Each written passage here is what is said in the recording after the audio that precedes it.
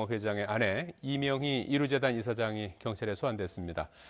김광삼 변호사와 함께 얘기 나눠보겠습니다. 자, 이명희 이사장 혐의는 어떤 것들이 지금 나와 있죠? 일단 주요 혐의는 이제 폭행에 관한 거죠. 예. 그래서 우리가 영상으로 아주 자주 봤습니다만은 인천에 있는 호텔 공사장, 증축 공사장에서 그래서 여직원에게 폭행 가하고 예. 뭐 서류 같은 거 던지는 거 보지 않았습니까? 이제 그런 것도 있고 그다음에 이제 2013년도 여름에 자택 리모델링 공사를 했거든요. 예. 거기에서 또 관련된 사람들에게 욕을 하고 주먹 휘둘렀다는 것도 있고요. 최근에 녹취록 공개된 것 중에서 자신의 수행 운전기사에게 폭행 가하고 신발 던지고 또 뭐 그 이외에도 뭐 가위 던진 거랄지 화분 뭐 던지고 이런 것들이 있어요. 그래서 폭행의 정도가 굉장히 심하면서 횟수가 굉장히 많죠. 예. 그래서 사람 일단 피해자도 많은 것 같아요. 네, 경찰에서 일단 뭐 피해자 한 10명 정도 예. 조사해서 확보를 했고 피해자들도 처벌을 원한다고 하고 있다 이렇게 알려져 있습니다. 어떤 처벌이 예상되는 겁니까? 일단 전체적으로 보면 이제 폭행의 정도가 굉장히 많죠. 예. 폭행 횟수가 많죠. 그러면 이제 상습 폭행이 될 수 있고요. 또 상습 폭행 중에서도 뭐 가위를 던졌다랄지 화분으로 상대방을 폭행했다고 한다면 이것은 위험한 물건, 흉기에 해당이 되거든요. 예. 그러면 또 특수 폭행이 될 수 있습니다. 그래서 일반적 폭행은 이제 반의사 불벌죄라서 상대방인 피해자가 처벌을 원하지 않으면 처벌할 수 없지만 특수 폭행이나 상습 폭행으로 가면 예. 상대방 의사와 상관없이 처벌할 수 있기 때문에 그 어떤 폭행의 수위의 정도, 횟수 그런 것 따라서 뭐 경우에 따라서는 영장을 청구할 가능성도 상당히 있다 이렇게 볼 수 있습니다. 예. 앞서 두 딸들도 좀 조사를 받고 있지 않습니까? 네. 조현아 대한항공 부사장, 조현민 전 대한항공 전무도 조사를 받았는데 지금 어떻게 진행이 되고 있습니까? 일단 뭐 조현미 씨에 대해서는 경찰에서 영장을 청구했었죠. 예. 그런데 폭행 부분에 대해서는 피해자 처벌을 원치 않고 있다고 하고 있고 또 이제 물을 뭐 뿌린 부분에 대해서 이제 업무방해인데 이것은 업무방해라고 볼 수 있느냐 이제 법적인 좀 약간 논란의 여지가 있어요. 그래서 검찰에서 영장을 기각한 상태지만 계속적으로 조사를 받고 있고 조현아 씨는 지난번에 이제 땅콩 회항 사건 있지 않았습니까? 2014년도인가요? 그리고 그 사건이 계속 항소와 상고를 해서 대법원에서 집행유예 판결을 받았어요. 예. 그런데 최근에 조현아 씨와 관련해서는 이제 밀수와 관련된 부분 그리고 또 하나는 필리핀에서 이제 가정부를 연수생으로 유장을 해서 데리고 와서 예. 가정부로 취업을 시켰다. 이 부분은 이명희 씨도 같이 관련이 있습니다. 그래서 조현아 씨의 조사를 받았고 조현아 씨는 일부 자신이 가정부를 고용한 건 맞다. 이제 그 부분에서 시인한 것으로 알려져 있습니다. 예. 자, 이 다스 자금 횡령과 각종 뇌물수수 혐의 등으로 기소된 이명박 전 대통령 오늘 두 번째 정식 재판이 열렸는데요. 불출석했죠? 일단 지난 25일 날 이제 예. 불출석 사유서를 제출했어요. 그래서 본인이 증거 조사에는 출석하지 않겠다. 예. 그리고 단지 재판부에서 사실관계에 대해서 확인을 하고 물어볼 게 있으면 미리 변호인 통해서 얘기를 하면 출석을 하겠다. 이렇게 얘기를 하고 있거든요. 그러니까 재판 자체를 이제 본인의 자의적으로 나갈 것인지 나가지 않을 것인지 이제 자기가 결정하겠다는 그런 네. 취지죠. 그래서 재판부에서도 이제 선별적 출석 자체는 용인할 수가 없다. 그래서 계속 이런 식으로 하면 이제 특단의 조치를 취하겠다 이렇게 얘기를 했거든요. 예. 그런데 이제 변호인 측에서는 피고인이 재판에 출석하는 것은 피고인의 권리다 이렇게 얘기하고 있는데 예. 이건 제가 뭐 개인적으로 볼 때는 잘못된 표현이라고 봅니다. 예. 왜냐하면 출석은 의무거든요. 그리고 현행 형사소송법에 보면 피고인이 출석하지 않으면 재판을 하지 않도록 돼 있어요. 예. 그리고 그러면 이제 재판을 할 수 없는 거 아니겠습니까? 예. 그래서 오늘 이제 재판을 하지 못했어요. 그리고 실질적으로 이명박 전 대통령이 지금 동부구치소에 수감이 되어 있는데 네. 정당한 사유 없이 출석하지 아니하면 건강을 이유로는 들고 있나요?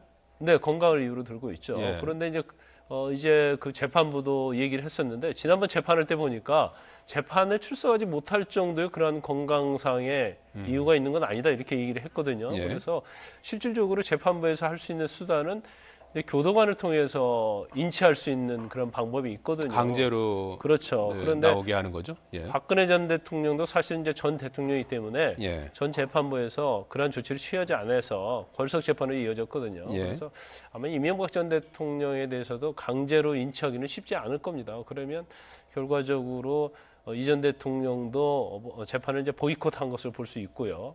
그러면 걸석 재판으로 갈 가능성이 굉장히 높아졌다 이렇게 볼 수 있습니다. 예. 법조계 관련해서 상당히 또 큰 뉴스가 이제 사법부의 판사 성향을 분석한 리스트죠. 네. 법조계 블랙리스트 의혹을 대법원 특별조사단이 조사를 했는데 어떤 관련된 문건을 발견했다는 거죠. 네, 문건이 이제 상당히 예. 많은데요. 그 문건의 이제 전반적인 특징은 그거예요. 박근혜 전 대통령의 국정 기조에 예.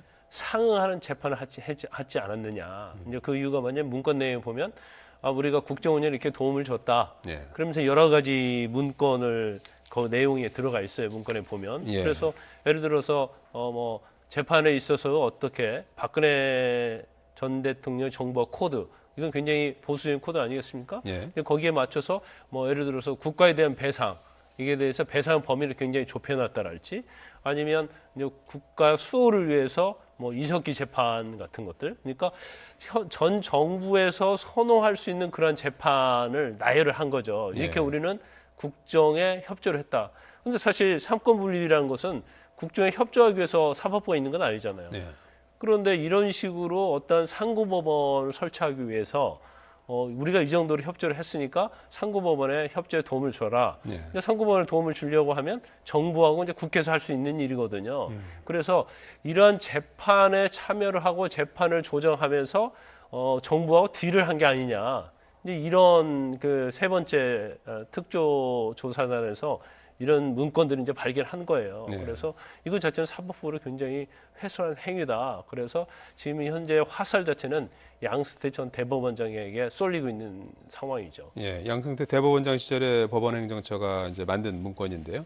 그 문건에만 그 적시가 된 거지 이것이 구체적으로 뭐 실행이 됐는지 재판에 개입했는지 이런 건 아직은 드러난 그 건 아니죠. 부분은 이제 좀 더 정황 증거라고 조사를 볼 수 있나요? 좀 해봐야 하고요. 예. 근데 이 문건 자체에서 보면 지금 그 당시에 정부와 맞는 코드와 관련된 그러한 재판들, 뭐 원세훈 국정원장은 뭐 전원 합의체해서 하는 거랄지, 또 박지원 의원에 대해서 일부 유죄 판결 이런 것들은 상당히 전 정부가 원하는 그러한 재판의 방향으로 끌고 간 게 아니냐. 그럼 정말 개입을 했다고 한다면 이것은 엄청난 범죄 행위라고 볼 수 있는 거거든요. 예. 더군다나 상고법원 설치와 관련해서 국제인권법학회 밑에 있던 이제 인권과 사법제도 그 소모임이 있거든요. 예. 이제 그러한 거에 대해 거기에 소속돼 있는 그 판사들이 상고법원에 반대를 했어요. 예. 이것은 이제 인권적인 문제, 뭐 사심화를 시킬 수 있다랄지 여러 가지 오히려 대법원 판사 수를 늘려야 한다랄지 이런 부분은 양승태